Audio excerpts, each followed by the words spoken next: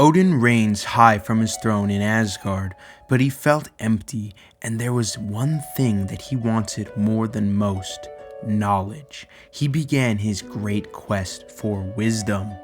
Odin disguised himself as a wanderer and went to Jotunheim, realm of the giants, an enemy of the gods. This is where a being named Mimir lived. He was just as ancient as Odin himself. Mimir lived next to the Well of Knowledge. It was from this water that the mighty Tree of Life, Yggdrasil, was fed. Mimir, using the great Gjallarhorn, drank from this well, and with every drop that fell on his tongue, knowledge of the world expanded. Odin arrived at his well and asked to drink from its waters. He told Mimir that he is not worthy of his title King of the Gods if he is not full of knowledge, and that Mimir is his uncle, so he should give him a drink of the well. Mimir basically tells him that being a relative of his does not give him a right to drink from his well. So Odin, being unsatisfied, asked him for the price, and Mimir told him that he must pluck out his eye and throw it into the well. Then he may drink from it. Odin did not hesitate, and he plucked out his eye with his bare hands. His yells can be heard across the entire tree. Odin placed his eye into the well, and so Mimir gave him a horn with the waters. Odin was filled with knowledge and became known as the One-Eyed. After this, Odin saw the world with much more clarity, and he saw far better with one eye than he had ever seen with two.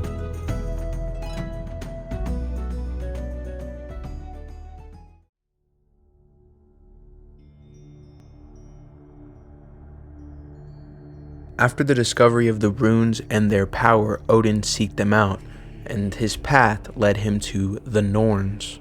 The Norns resided in the Well of Erd, and they were three sagacious beings who created the fates of all living things. One of the tools used to shape fate was carving runes into Yggdrasil's trunk. This would send a ripple and affect everything in the tree.